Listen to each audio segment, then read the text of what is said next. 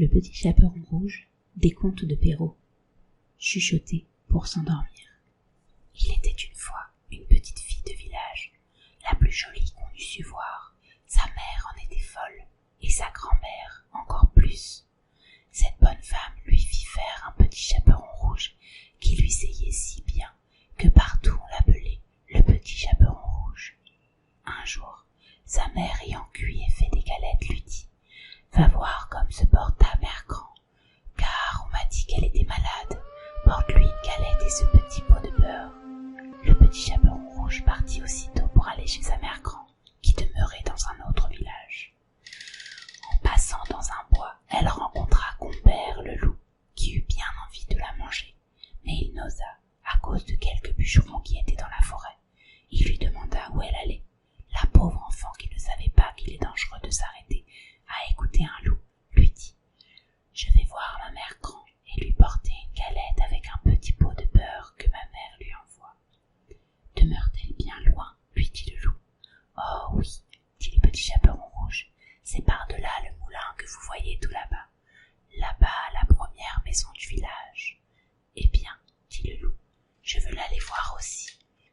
Je m'y en vais par ce chemin ici, et toi par ce chemin-là, et nous verrons qui plus tôt y sera. » Le loup se mit à courir de toute sa force par le chemin qui était le plus court, et la petite fille s'en alla par le chemin le plus long, s'amusant à cueillir des noisettes, à courir après des papillons et à faire des bouquets des petites fleurs qu'elle rencontrait. Le loup ne fut pas longtemps à arriver à la maison de la mère grand. Il heurte « Toc toc, qui est là ?»« C'est votre petite fille, le petit chaperon rouge, » dit le loup en contrefaisant sa voix, « qui vous apporte une galette et un petit pot de beurre que ma mère vous envoie. » La bonne mère grand, qui était dans son lit à cause qu'elle se trouvait un peu mal, lui cria « Tire la chevillette, la bobinette chéra. » Le loup tira la chevillette et la porte s'ouvrit. Il se jeta sur la bonne femme et la dévora en moins de rien, car il y avait plus de 3 jours qu'il n'avait mangé. Ensuite, il ferma la porte et s'alla coucher dans le lit de la mère grand, en attendant le petit chaperon rouge, qui quelque temps après vint heurter à la porte. Toc toc, qui est là? Le petit chaperon rouge, qui entendit la grosse voix du loup, eut peur d'abord, mais croyant que sa grand-mère était enrhumée, répondit « C'est votre fille, le petit chaperon rouge, qui vous apporte une galette et un petit pot de beurre que ma mère vous envoie. » Le loup lui cria en adoucissant un peu sa voix « Tire la chevillette, la bobinette chéra. » Le petit chaperon rouge tira la chevillette et la porte s'ouvrit. Le loup, la voyant entrer, lui dit en se cachant dans le lit sous la couverture « Mets la galette et le petit pot de beurre sur la huche et viens te coucher avec moi. » Le petit chaperon rouge se déshabille et va se mettre dans le lit, où elle fut bien étonnée de voir comment sa mère grand était faite en son déshabillé.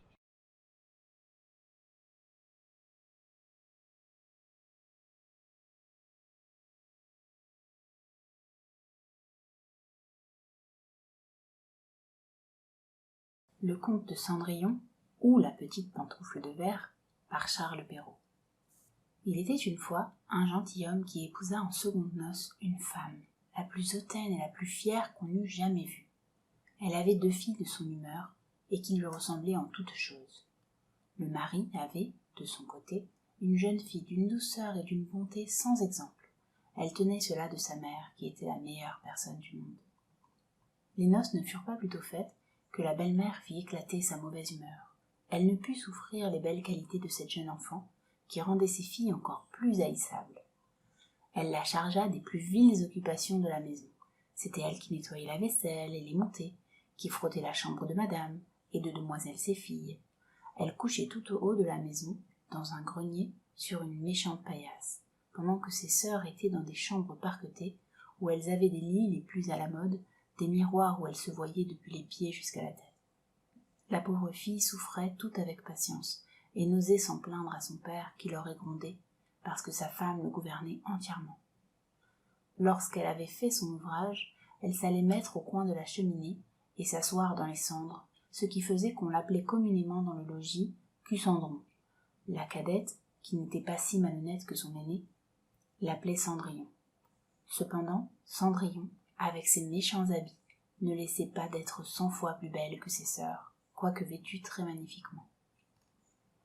Il arriva que le fils du roi donna un bal, et qu'il en pria toutes les personnes de qualité. Nos 2 demoiselles en furent aussi priées, car elles faisaient grande figure dans le pays. Les voilà bien aises et bien occupées à choisir les habits et les coiffures qui leur siéraient le mieux. Nouvelle peine pour Cendrillon, car c'était elle qui repassait le linge de ses sœurs et qui gaudronnait leurs manchettes. On ne parlait que de la manière dont on s'habillerait. « Moi, dit l'aînée, je mettrai mon habit de velours rouge et ma garniture d'Angleterre. Moi, dit la cadette, je n'aurai que ma jupe ordinaire, mais en récompense, je mettrai mon manteau à fleurs d'or et ma barrière de diamants, qui n'est pas des plus indifférentes. On envoya quérir la bonne coiffeuse pour dresser les cornettes à 2 rangs, et on fit acheter des mouches de la bonne faiseuse. Elles appelèrent Cendrillon pour lui demander son avis, car elle avait le goût bon. Cendrillon les conseilla les mieux du monde, et s'offrit même à les coiffer, ce qu'elles voulurent bien. En les coiffant, elle lui disait « Cendrillon, serais-tu bien aise d'aller au bal ?»« Hélas, mesdemoiselles, vous vous moquez de moi, ce n'est pas là ce qu'il me faut. »« Tu as raison, on rirait bien si on voyait une Cucendron aller au bal. » Une autre que Cendrillon les aurait coiffées de travers, mais elle était bonne et elle les coiffa parfaitement. Elles furent près de 2 jours sans manger, tant elles étaient transportées de joie. On rompit plus de 12 lacets à force de les serrer pour leur rendre la taille plus menue. Elles étaient toujours devant leur miroir. Enfin, l'heureux jour arriva. On partit et Cendrillon les suivit des yeux le plus longtemps qu'elle put. Lorsqu'elle ne les vit plus, elle se mit à pleurer. Sa marraine, qui la vit tout en pleurs, lui demanda ce qu'elle avait. « Je voudrais bien. Elle pleurait si fort qu'elle ne put achever. Sa marraine, qui était fée, lui dit « Tu voudrais bien aller au bal, n'est-ce pas ?»« Hélas, oui, dit Cendrillon en soupirant. Eh bien, seras-tu bonne fille ? Dit sa marraine. Je t'y ferai aller. Elle la mena dans sa chambre et lui dit « Va dans le jardin et apporte-moi une citrouille. » Cendrillon alla aussitôt cueillir la plus belle qu'elle put trouver et la porta à sa marraine, ne pouvant deviner comment cette citrouille la pourrait faire aller au bal. Sa marraine la creusa et, n'ayant laissé que l'écorce, la frappa de sa baguette, et la citrouille fut aussitôt changée en un beau carrosse tout doré. Ensuite, elle alla regarder dans la souricière, où elle trouva 6 souris toutes sans vie. Elle dit à Cendrillon de lever un peu la trappe de la souricière, et à chaque souris qui sortait, elle lui donnait un coup de sa baguette, et la souris était aussitôt changée en un beau cheval, ce qui fit un bel attelage de 6 chevaux, d'un beau gris de souris pommelées. Comme elle était en peine, de quoi elle ferait un cocher ? « Je vais voir, dit Cendrillon. S'il n'y a point quelques rats dans la ratière, nous en ferons un cocher. »« Tu as raison, dit sa marraine, va voir. » Cendrillon lui apporta la ratière où il y avait 3 gros rats. La fée en prit un d'entre les 3, à cause de sa maîtresse Barbe, et l'ayant touché, il fut changé en un gros cocher, qui avait une des plus belles moustaches qu'on ait jamais vues. Ensuite, elle lui dit « Va dans le jardin, tu y trouveras 6 lézards derrière l'arrosoir. Apporte-les-moi. » Elle ne les eut pas plus tôt apportés que la marraine les changea en 6 laquais, qui montèrent aussitôt derrière le carrosse avec leurs habits chamarrés, et qui s'y tenaient attachés comme s'ils n'eussent fait autre chose toute leur vie. La fée dit alors à Cendrillon « Eh bien, voilà de quoi aller au bal. N'es-tu pas bien aise ? » ?»« Oui, mais est-ce que j'irai comme cela, avec mes vilains habits ?» Sa marraine ne fit que la toucher avec sa baguette, et en même temps ses habits furent changés en des habits d'or et d'argent, tout chamarrés de pierreries. Elle lui donna ensuite une paire de pantoufles de verre, les plus jolies du monde. Quand elle fut ainsi parée, elle monta en carrosserie. Mais sa marraine lui recommanda sur toute chose de ne pas passer minuit, l'avertissant que si elle demeurait au bal un moment davantage, son carrosse redeviendrait citrouille, ses chevaux des souris, ses laquais des lézards, et que ses vieux habits reprendraient leur première forme. Elle promit à sa marraine qu'elle ne manquerait pas de sortir du bal avant minuit. Elle part, ne se sentant pas de joie. Le fils du roi, qu'on alla avertir qu'il venait d'arriver une grande princesse qu'on ne connaissait point, courut la recevoir. Il lui donna la main à la descente du carrosse et la mena dans la salle où était la compagnie. Il se fit alors un grand silence. On cessa de danser et les violons ne jouèrent plus, tant on était attentif à contempler les grandes beautés de cette inconnue. On n'entendait qu'un bruit confus. « Ah, qu'elle est belle !» Le roi même, tout vieux qu'il était, ne laissait pas de la regarder et de dire tout bas à la reine qu'il y avait longtemps qu'il n'avait vu une si belle et si aimable personne. Toutes les dames étaient attentives à considérer sa coiffure et ses habits, pour en avoir dès le lendemain de semblables, pourvu qu'il se trouvât des étoffes assez belles et des ouvriers assez habiles.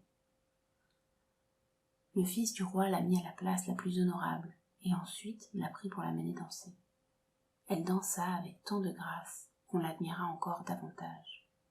On apporta une fort belle collation dont le jeune prince ne mangea point, tant il était occupé à la considérer. Elle alla s'asseoir auprès de ses sœurs et leur fit 1000 honnêtetés.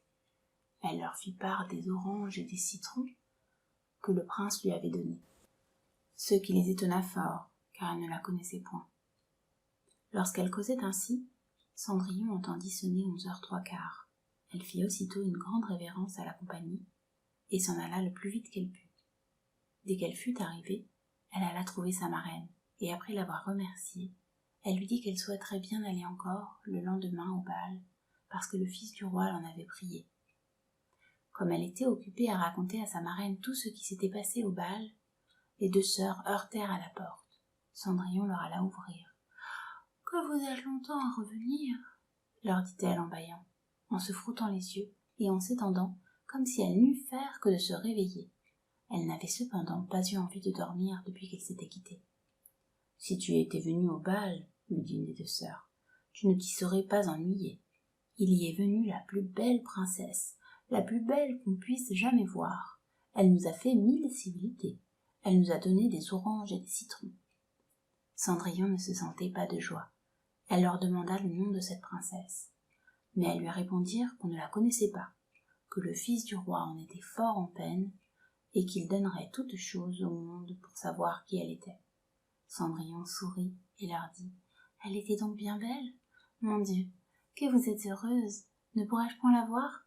Hélas, mademoiselle Javotte, prêtez-moi votre habit jaune, que vous mettez tous les jours. » « Vraiment, dit mademoiselle Javotte, je suis de cet avis.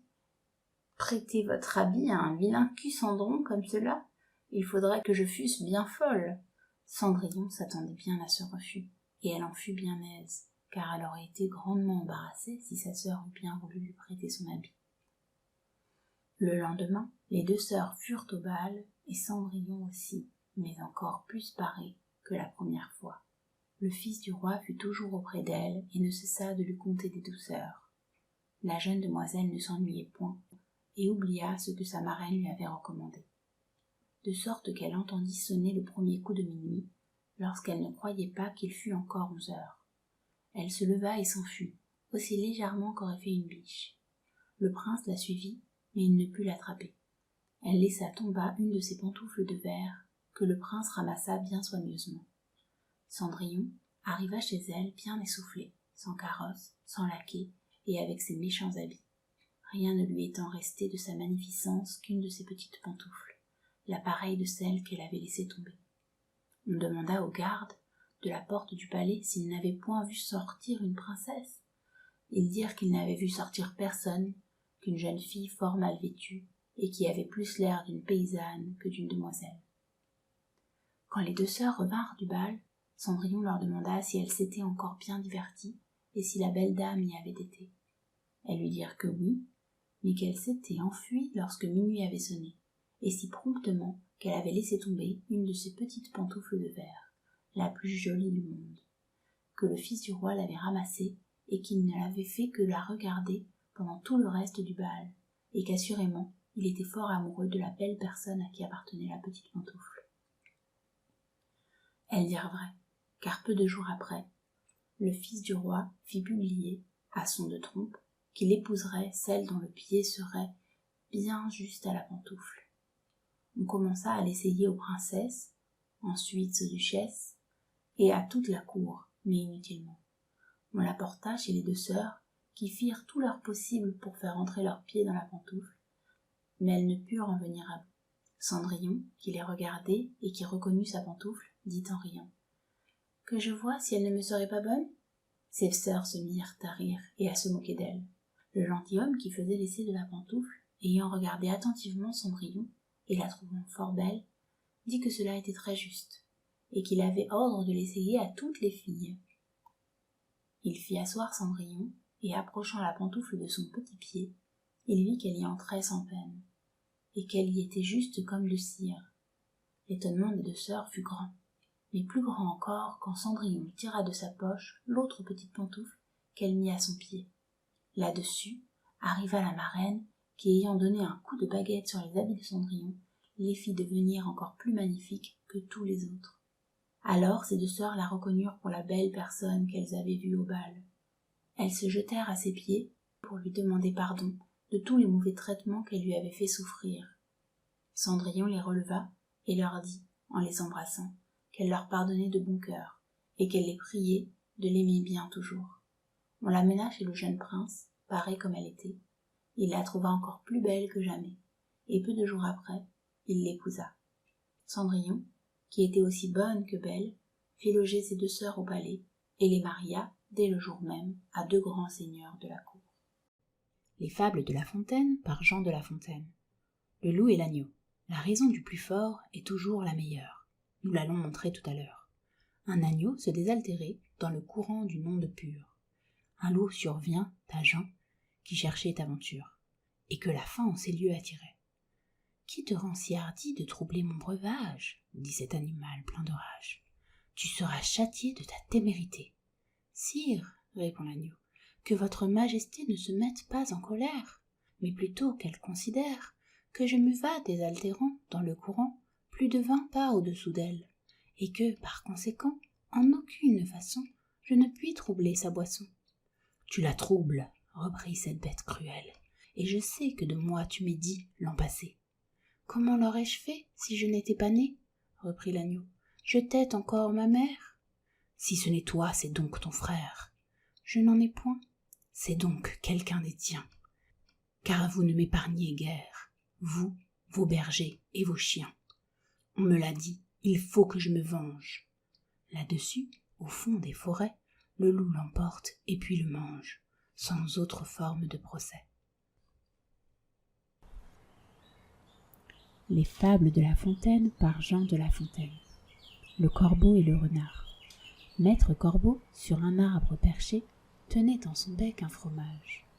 Maître Renard, par l'odeur alléchée, lui tint à peu près ce langage. « Et bonjour, monsieur du Corbeau, que vous êtes joli, que vous me semblez beau. Sans mentir, si votre ramage se rapporte à votre plumage, vous êtes le phénix des hôtes de ces bois. » À ces mots, le corbeau ne se sent pas de joie, et pour montrer sa belle voix, il ouvre un large bec, laisse tomber sa proie. Le renard s'en saisit et dit « Mon bon monsieur, apprenez que tout flatteur vit aux dépens de celui qui l'écoute. Cette leçon vaut bien un fromage, sans doute. » Le corbeau, honteux et confus, jura, mais un peu tard, que l'on ne l'y prendrait plus. Les fables de La Fontaine par Jean de La Fontaine. La cigale et la fourmi. La cigale, ayant chanté tout l'été, se trouva fort dépourvue quand la bise fut venue. Pas un seul petit morceau de mouche ou de vermisseau. Elle alla crier famine chez la fourmi sa voisine, la priant de lui prêter quelques grains pour subsister jusqu'à la saison nouvelle.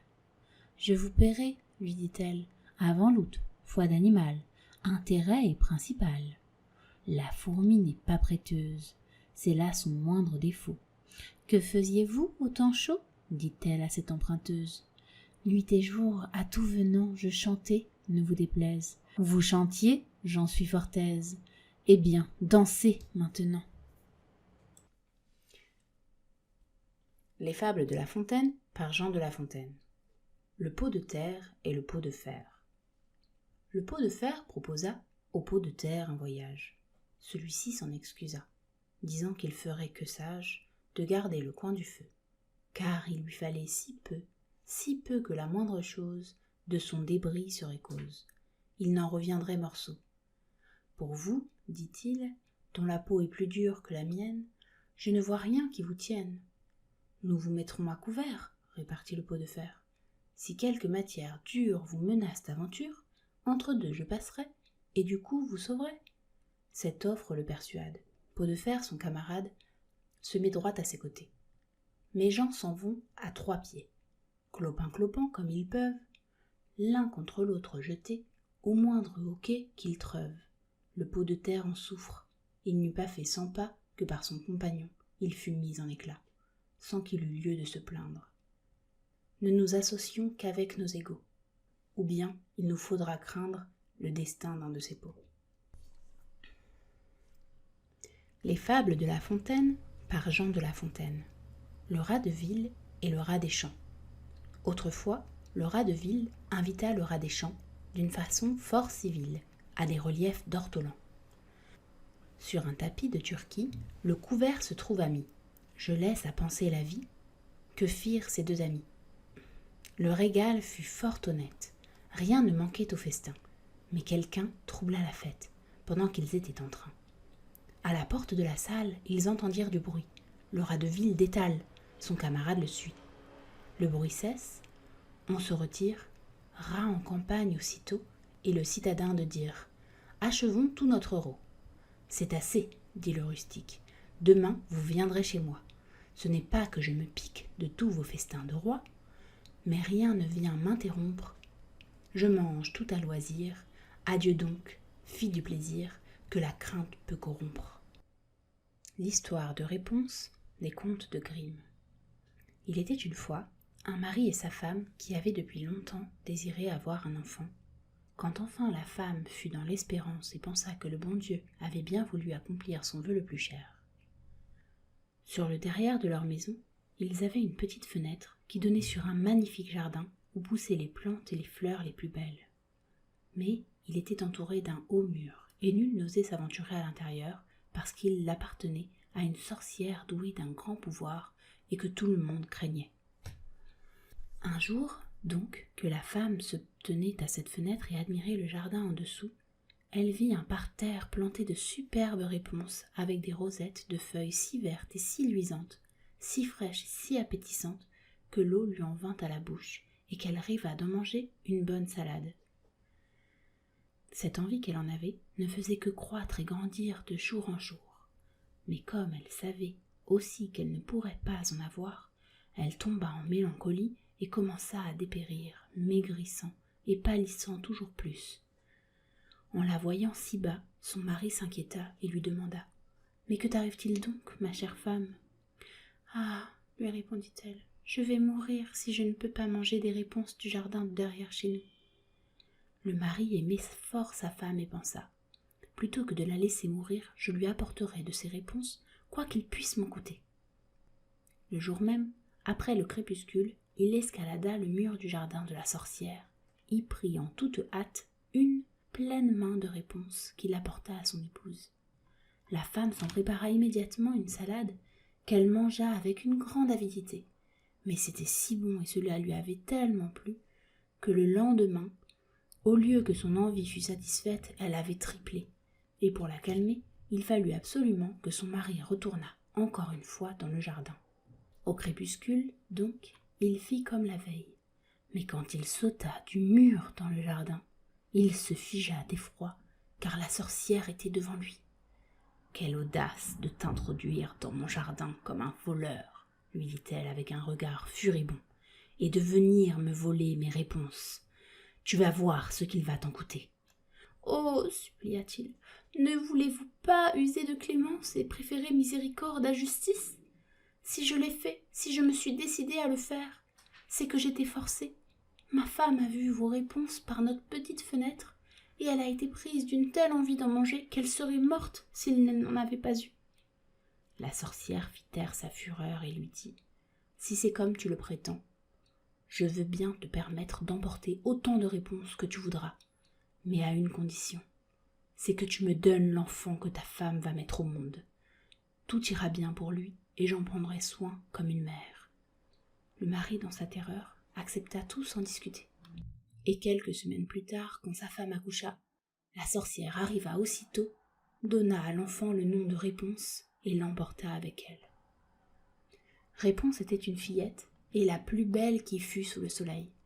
Lorsqu'elle eut ses 12 ans, la sorcière l'enferma dans une tour qui se dressait, sans escalier ni porte, au milieu d'une forêt. Et comme la tour n'avait pas d'autre ouverture qu'une minuscule fenêtre tout en haut, quand la sorcière voulait y entrer, elle appelait sous la fenêtre et criait « Réponse, Réponse, descends-moi tes cheveux !»